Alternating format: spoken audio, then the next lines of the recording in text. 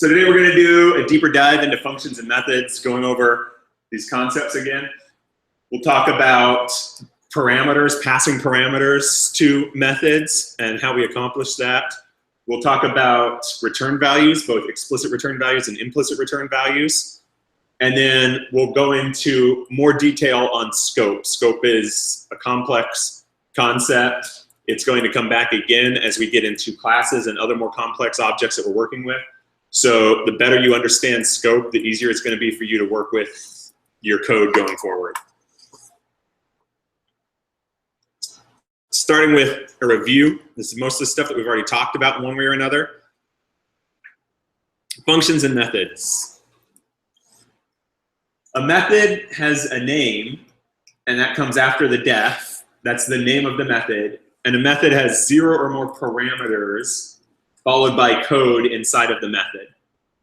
Methods are defined using the def keyword. Lazy.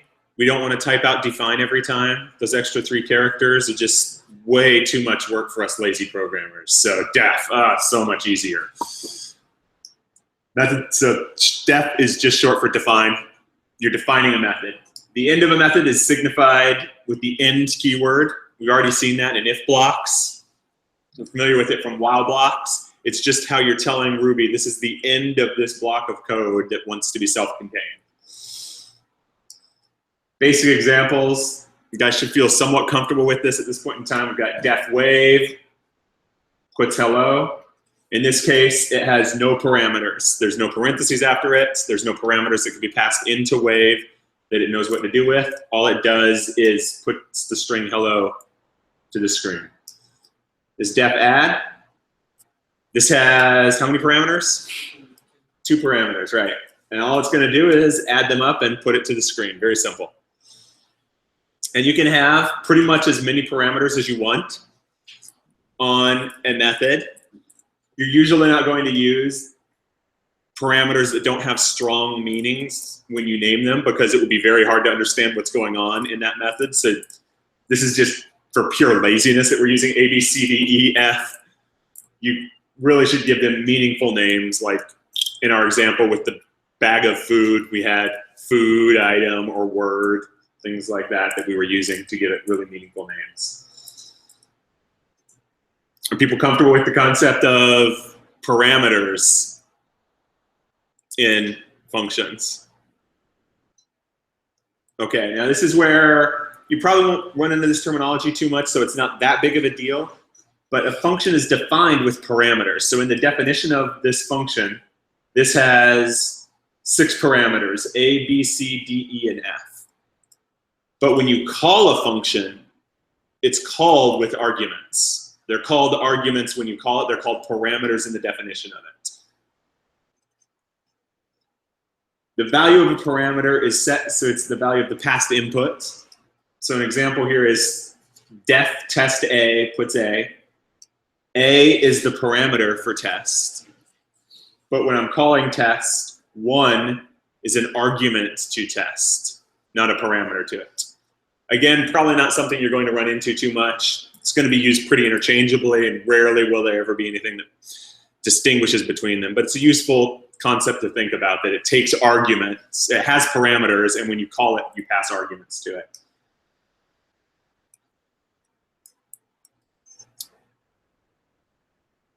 Just like when we were dealing with blocks before, if blocks, while blocks, or even puts where we could put logic inside of our strings for interpolation, comparison, when you call a method, the arguments can be expressions in the same way as anything else can be an expression in Ruby. The expressions are evaluated first, just like we've encountered when we're doing comparisons or while blocks, and then are passed to the methods. So def, if we have test ABC, and we do puts here, what do we think the output from running these different lines are, each one of these? I'll go ahead and get IRB going so we can look at it. And I'll give you guys a moment to take a guess on the different lines. Let's give it to different people. Crystal, right? No? Okay, you want to do the first line? And think about that. And then we have, all right, I'm going to work on names. Is it 1? Yes! Ah! I'm taking a risk here. Can you try and think of what the result for line 2 will be? And then I have Ki Woo? No, you're Kim Wong, right? So I want you to do line 4. And then it's sorry. Your name? Kiha. Can you do line 3? Yeah. Do this third call of test. I'm going to type it in over here so that we have it ready, and then we'll call them and we'll see what the results are.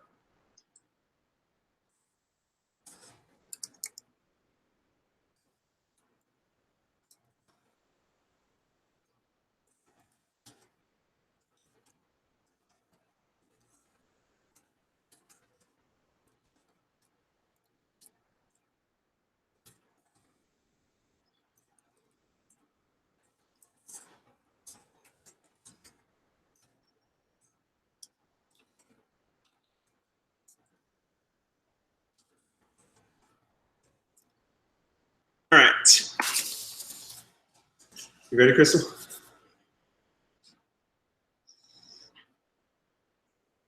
What do you think is going to happen when we run this first line? Yeah.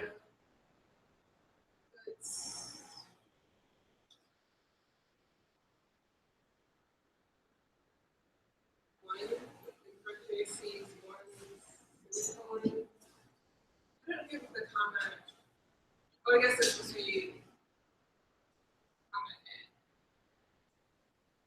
This is just a syntax we haven't seen before. I wouldn't worry A. Okay. So too much about that. 1 and the colon. Well, I guess there's no parentheses. 1 with the colon and 5 colon false. So that comma, that's just I probably wouldn't have written it this way. I'm stealing it straight from Miro. It's just a way to basically you're calling puts like multiple times. So What's the comma A with after it? What if you say puts and then it has the A with the colon? What's the comma A after it? Because I just put it and know that it's A. it's just passing another. It's weird. It's passing another argument. It's saying that it's at point A. Is that no. Here, let me rewrite it so that people will feel. I don't know. Is it like it's just shorthand to call the puts again on that? I think so. Yeah. It's just short. Puts is just a function. We haven't seen it with parentheses before, but it's just shorthand for calling it with multiple arguments. And all puts will do is go through its arguments and put each one out on the screen. It's just a shorthand way to pass in a second argument to puts to say print puts a second time. put it on a new line? Yeah. Oh. Yeah, each argument it puts on its own line. Sorry about that. I didn't think about the fact that we were introducing a new syntax there. So you got 1 5 false. All right. Okay. Now let's do the second one. Gotta type this in.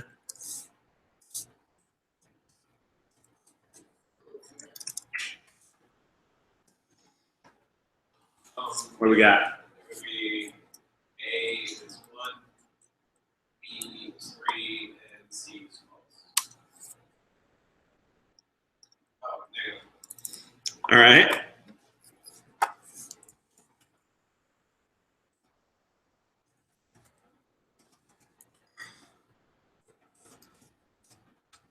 All right, Kiha. 0 to 0 true. Oops. I have some syntax wrong here. Maybe. probably parentheses around false. Yeah. Like 1 add parentheses around false. I think so. Oh, yeah, that's a good.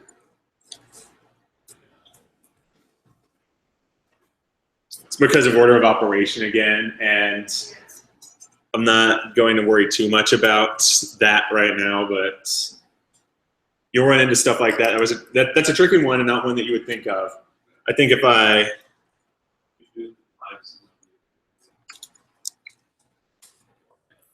it's because of that order of operation difference between or and the greater than, the less than.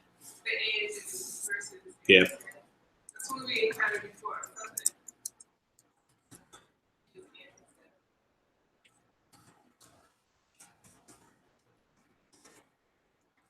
All right. What do we got here for this one? A, B, C, and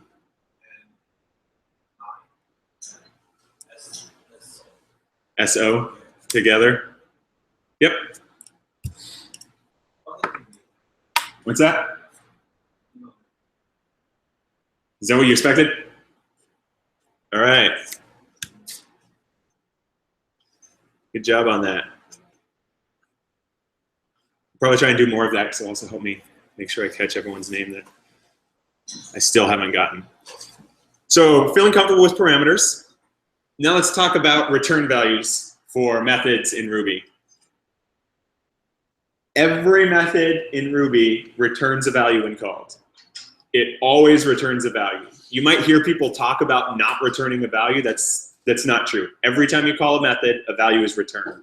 You may not always do something with the value that gets returned, but it's always going to return something.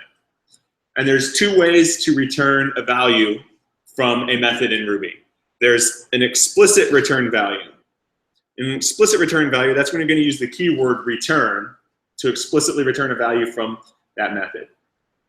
Examples of this are, here we have add again. We've done it a little bit differently. This one will return an int. And what you can see is we have explicitly return C. We computed the value, we return C. So it's going to return whatever the value of C is at that point in time. And we used return to explicitly return something. Or wave here, waving at someone, we have return hello there. So it's going to return the string hello there. This is useful when you want to make sure that your return value is something specific. We'll probably not this class, we'll see, but I'll introduce some opportunity for you to see where this is really valuable later. If there's enough time, maybe I'll get to examples of it. But that's when you're being explicit. I want to return this value. And then you have the implicit return value. If a return statement is not explicitly run in the method, I'm saying this with this wording intentionally. If a return statement's not run, executed, then Ruby will return the result of the last line evaluated in the method. I've got some very simple examples up here, but I think we'll show you some that are going to trip you up in a minute because there's some complexity going on with this. In this case, we have just the string by on this line. It's actually going to return by, since that's the result of the last line evaluated. The result of that line is the string by, that's what's going to get returned. We never had the explicit return word there. Now, what about, we talked about this before last time, but it's still a little tricky. What about this one here? Def print hello world, puts hello world. What does this function return?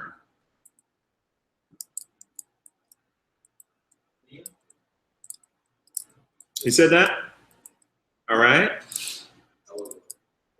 Hello world. Any other guesses? This one's tricky for a couple reasons. The first reason is you do output hello world when you call this function.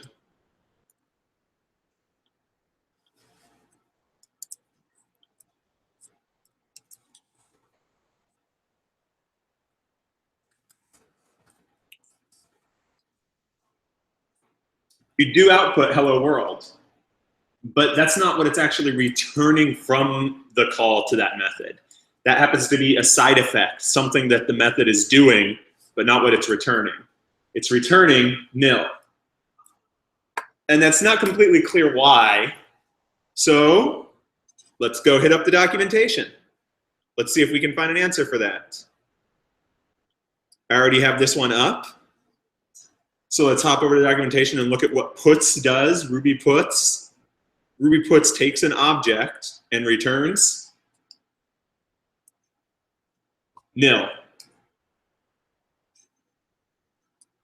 So when we go to this line of code, what we see is it took a string and put it to the screen and then returned nil. And since puts is the last line of this, the last executed line of this function, that's what our return value is actually going to be. Does that make sense? Now let's try and trip you guys up with some examples that probably throw you. Let me think.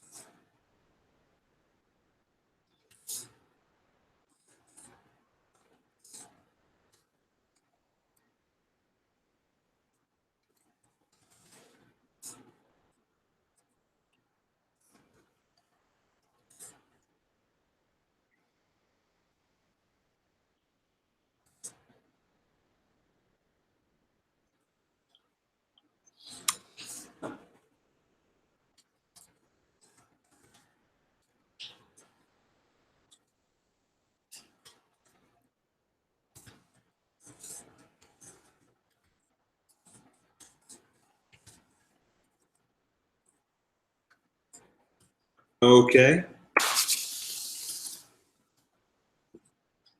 This one's much trickier. What do people think we're going to get when we run this function? Let's talk about what's going to be the result from tricky return. We pass in 5.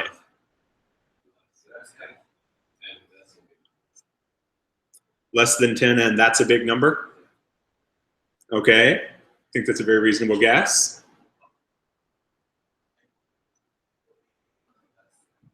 Do you think it'll only return less than 10? Okay. Why do you think that?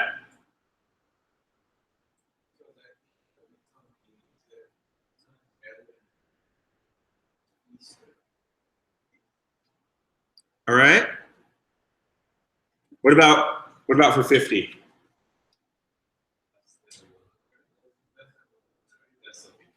Less than 100. Okay. And then for the last one, just that's a big number? You think it'll print both for each one? Okay. Let's see what happened. Oh, of course, I need to put the results, don't I?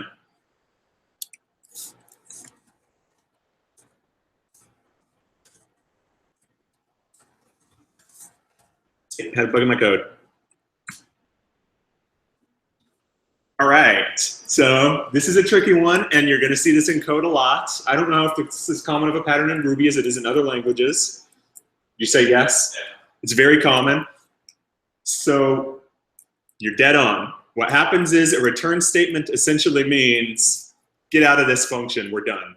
If I hit that return statement, if I call it, then I return the value from that, and I don't execute any other code inside of the method that I'm in.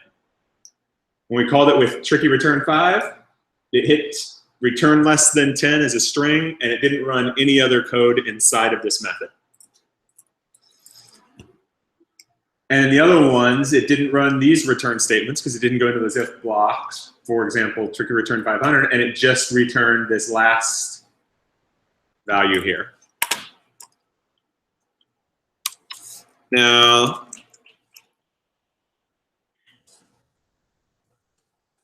add one more line and see if it changes what you guys think. What do you think is going to happen with this for the output?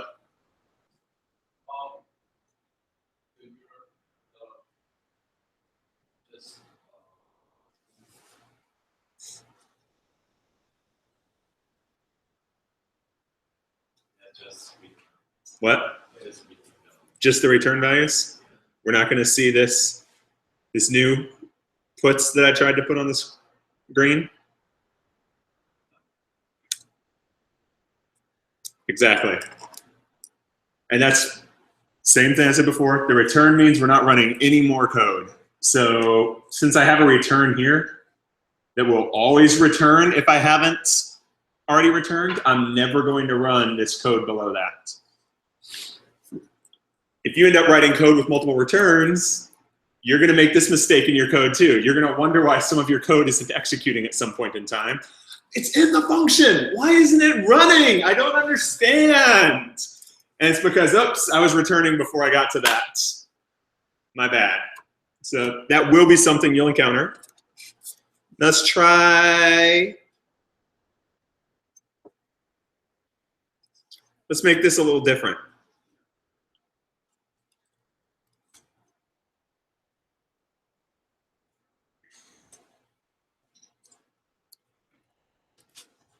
I'm gonna muck with my code here a little bit.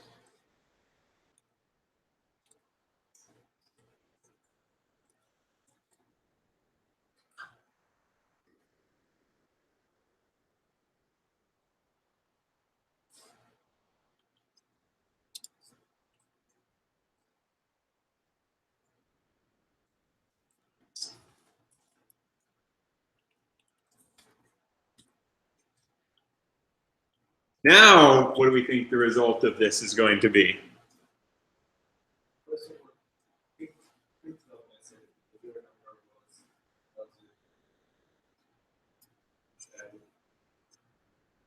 Let me get rid of this so that it stays the same as what we had before. Let's keep it as simple as I can. All right.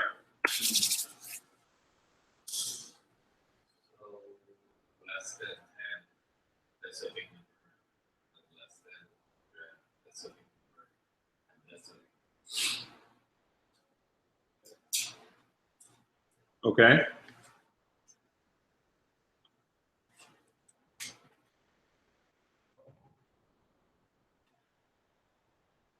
All right. Why?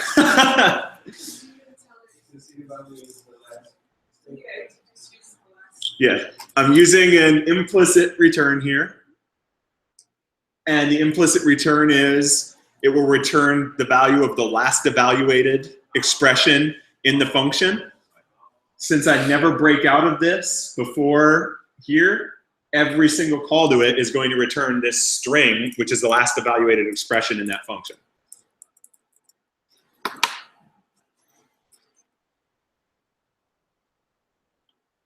But let's change this just slightly.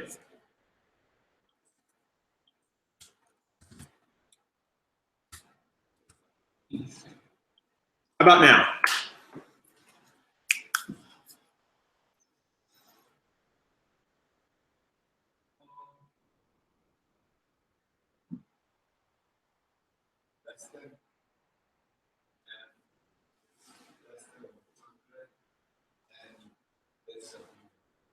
Why do you think?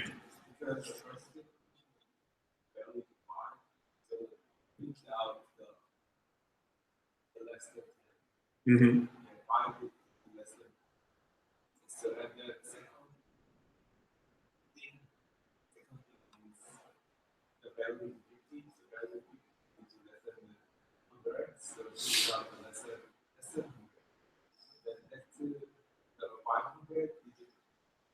Bigger than so the program with the else table and then there is a big number. All right.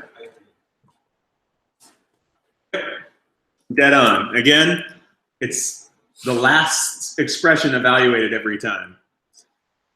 which means it's not necessarily the last expression in the code or in the method. It's the last one that it evaluates. It returns the value from that evaluation when it's doing implicit returns. So in this case, the last evaluation is the whole if statement.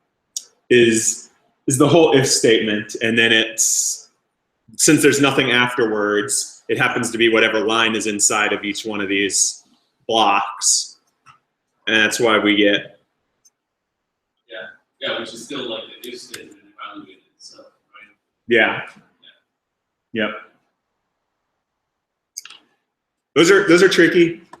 You're gonna run into stuff like that. I'm giving you some really hard examples right now versus the easy ones. You'll have much easier ones in homework and other things. I just want you to have the opportunity to see these types of challenges right now.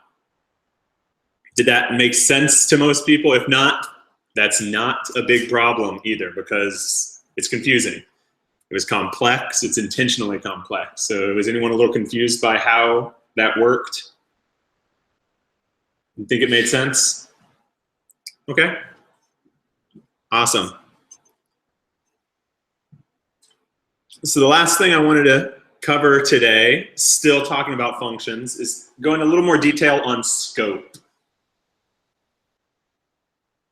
What scope is, yeah, that's a good sentence. Scope is the area within a program that a variable is accessible. It's a little confusing, but it means if I have a variable, it's called bag of fruit, the scope of that is wherever I can call bag of fruit and have it resolve to what I expect it to be, the actual value of that. Methods create their own scope, and the code outside of the method doesn't have access to anything inside of that method's scope. If we have I think we got a marker over there. I'm probably gonna head over to the whiteboard and show some scope concepts to help you reason about this. Yeah, I got another one here too, good. Because it's a really important concept to get, and we're starting at the most basic level, and when we introduce more complex programming concepts, including classes, we'll come back and talk about what scope means in those contexts as well.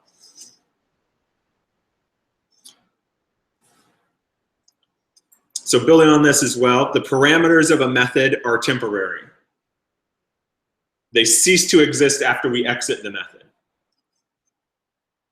So if we have this bit of code, I already had the other stuff up there, so you may have read it, but what do we expect the result to be of running this code?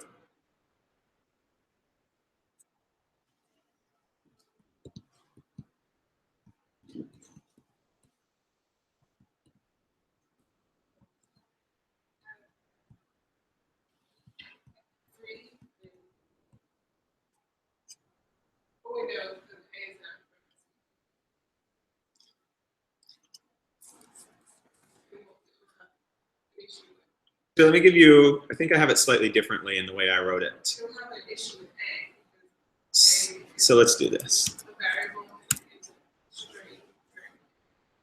This is a little bit of code here, right at the top. What do we expect the result to be of running this?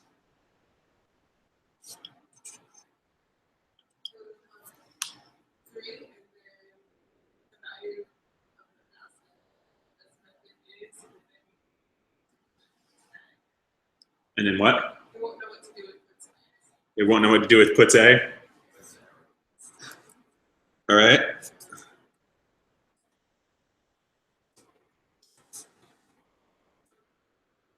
And sure enough, that's what we get. We get value of A inside the test method is 3. The value of A outside the test method is, and then our error, saying that A is an undefined local variable. I'm trying to look for a local variable A, local to this program, and you didn't define it. So stepping over here for scope, and if we're trying to model the scope of this, we have the scope of our program. And then we created this, what's it called, test. We created a method called test, which is going to have its own scope. Inside of test, we defined this variable A that we're able to reference. But when we have code over here inside of our general program that tries to run, this scope doesn't have an A in it anywhere. And A doesn't exist in test when I'm running through the rest of the code, so it can't possibly find a reference to it and how to get that to actually show up.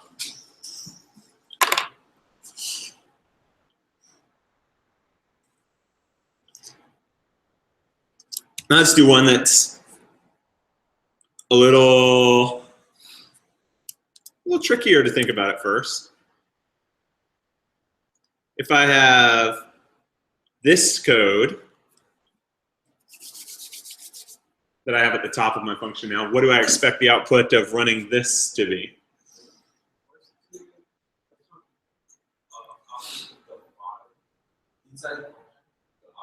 Uh-huh.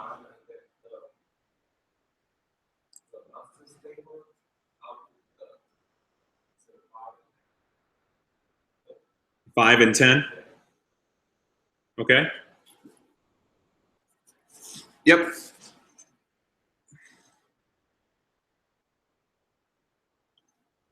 So we can run that. We can see that we get 5 and 10. And stepping back over here again. Left my marker, didn't I? I'm going to change the way I drew this just slightly. But what we have now is we have, in this outer scope, we have A, and that points to something that has 10 in it.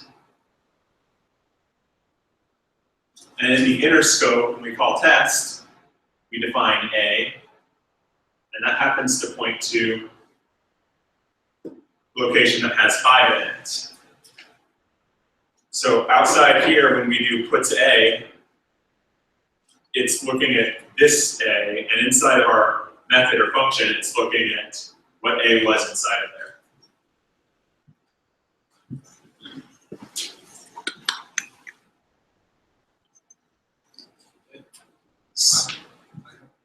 Yes.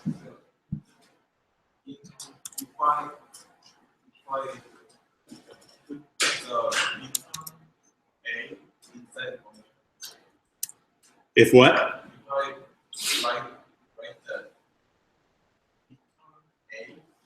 Yes. Mm-hmm.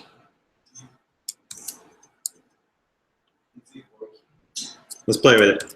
So you want to return A from here?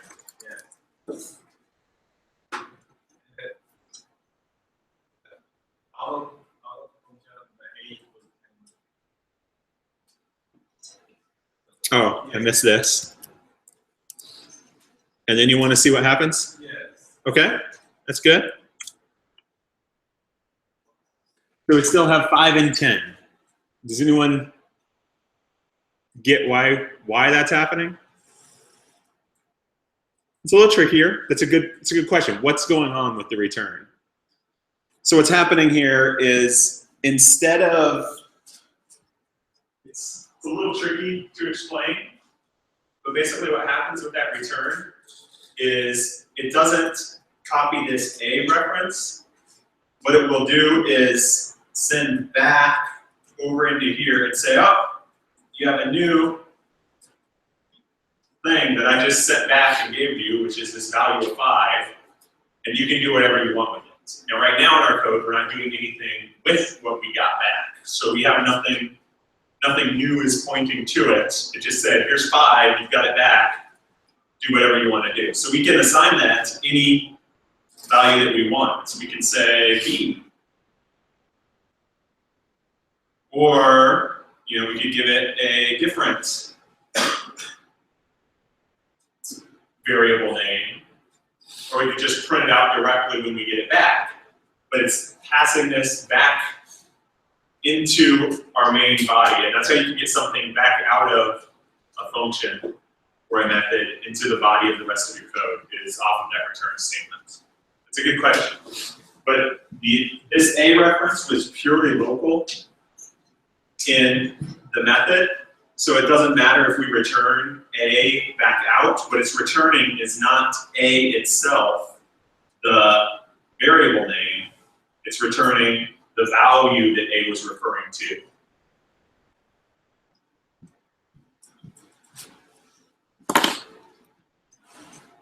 Did that make sense? All right. Now I'm going to have some trickier ones again, because this stuff can be very complex, although we're still in the easy phase where we're only dealing with method scope. It's not that bad. And I might show you, how much time do we have? I might show you one or two that are really going to mess you up and completely confuse you as to what goes on with scope. And then I'm not going to explain them, at least not right now, but we'll come back to that stuff later. So now we have a slightly different one. Hello equals hello. Then we define a function called by, where we set hello equal to by. What do we expect the line inside of this function to print when we run it? And then what about this puts hello down here?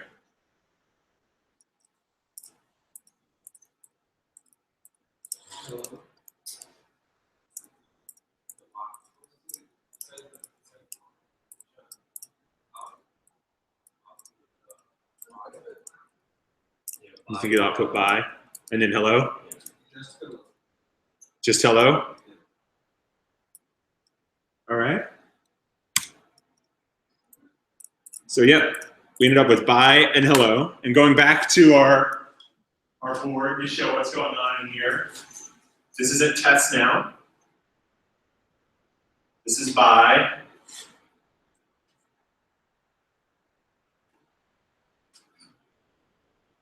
Need to make my memory area slightly larger than it was before. So it's something I can put this full text in.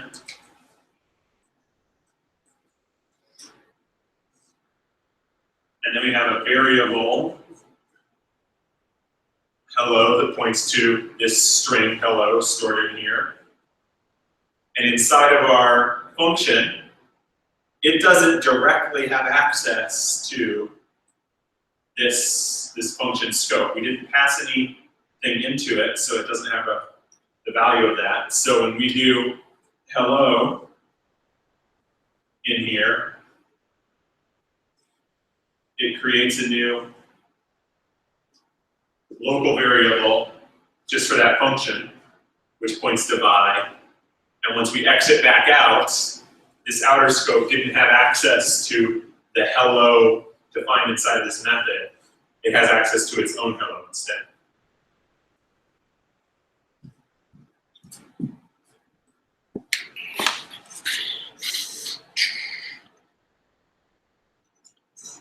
All right, I got one more.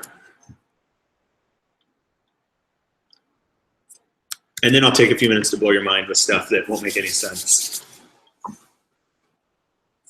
So let's try one more practice exercise for scope here.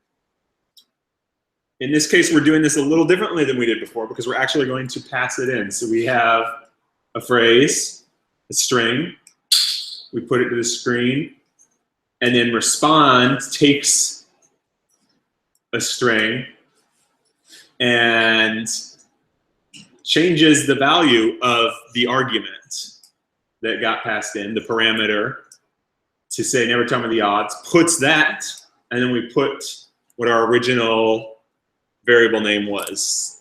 Any guesses on the output for this one?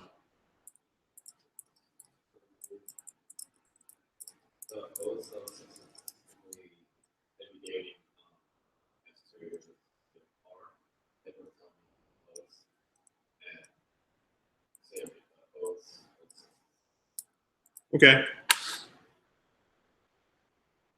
Anyone think it's going to be something different?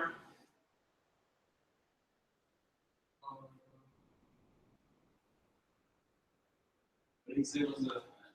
He said, we're going to say the odds of successfully navigating an asteroid field are 5,620 to 1. Never tell me the odds. Sorry. Star Wars quotes.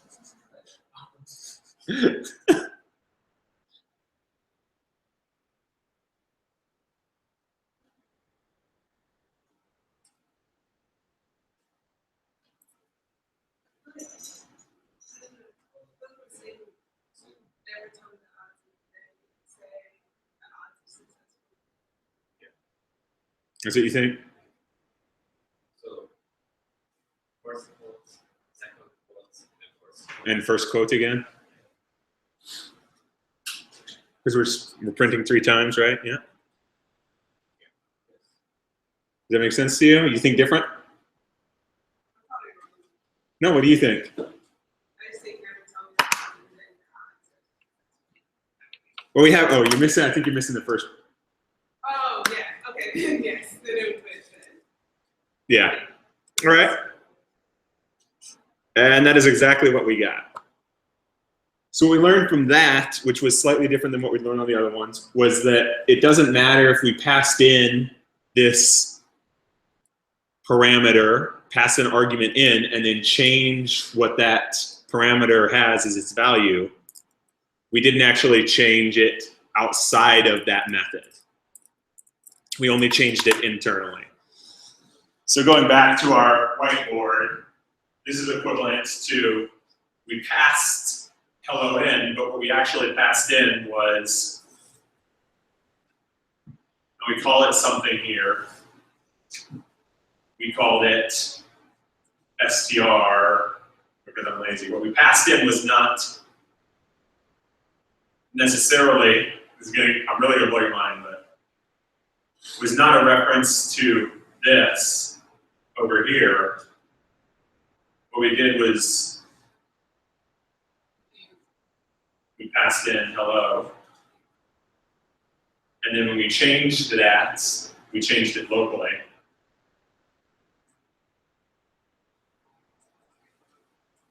To say bye instead.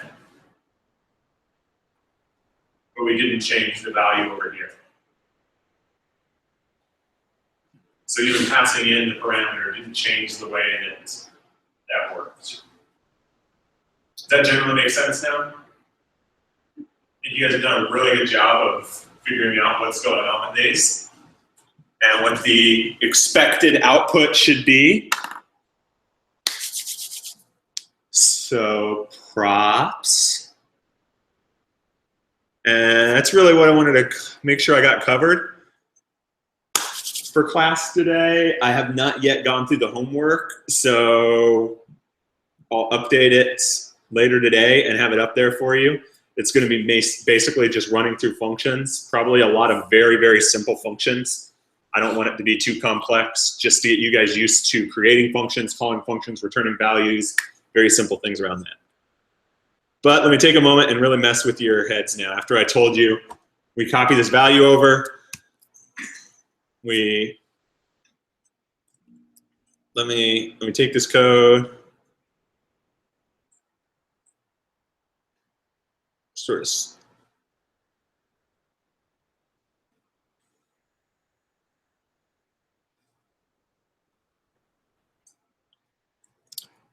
Does split work on a string by default?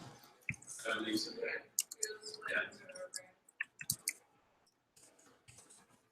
Perfect. I'm gonna do some crazy stuff.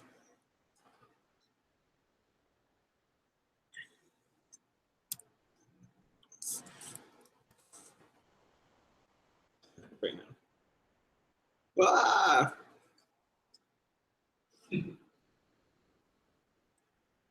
Okay. Let's just make this something shorter.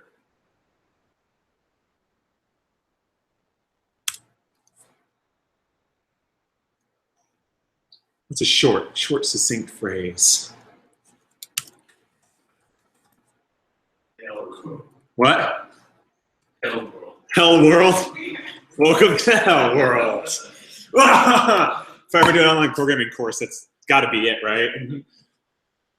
Everyone's used to hello world, not in my land. We'll do good morning. He puts it out so you guys can see what's going on. We get this in.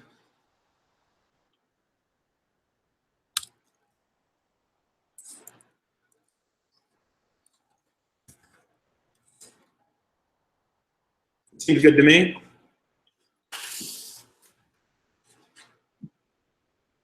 Okay, what do you guys think we're gonna get out now?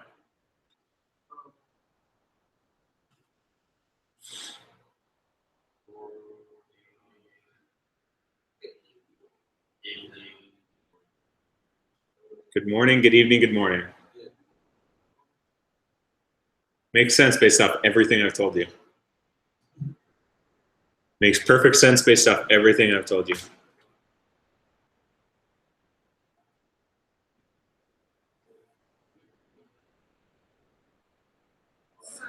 Why? I'm not going to answer that right now.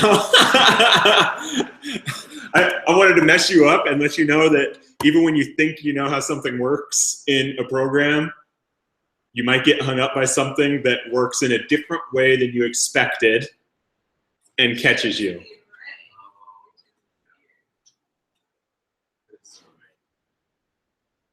I think so. That's why? All right, all right.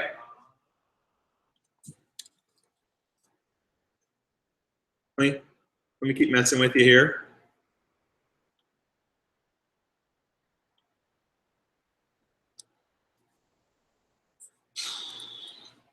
Zero, 2, 3, 4, 5, 6, 7.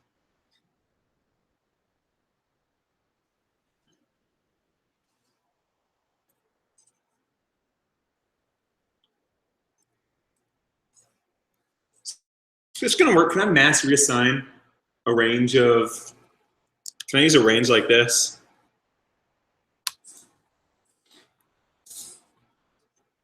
Yeah. You think so? I think so. Let's see what happens. I'm willing to blow my code up. I didn't give it an array that time. I passed in a string now.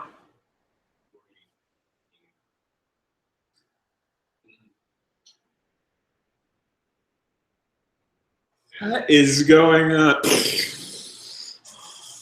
Right? I don't expect you guys to figure this out. I just showed this to you to mess with your minds a little bit.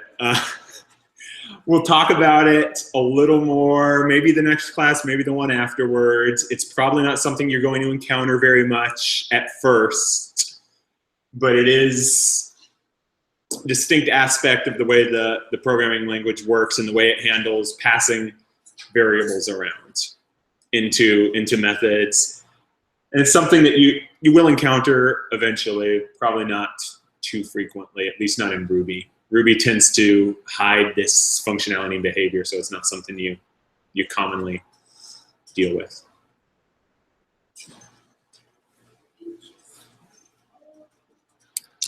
If anyone wants me to